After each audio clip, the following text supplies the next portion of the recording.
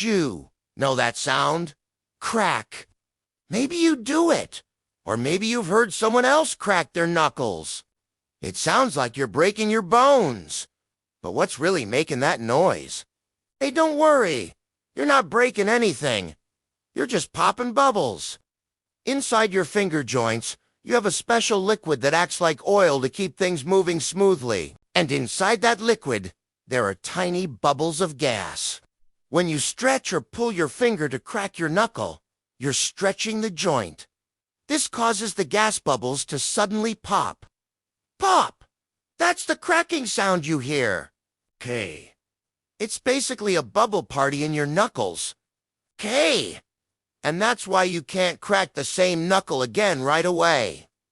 You have to wait about 20 minutes for new bubbles to form in the liquid.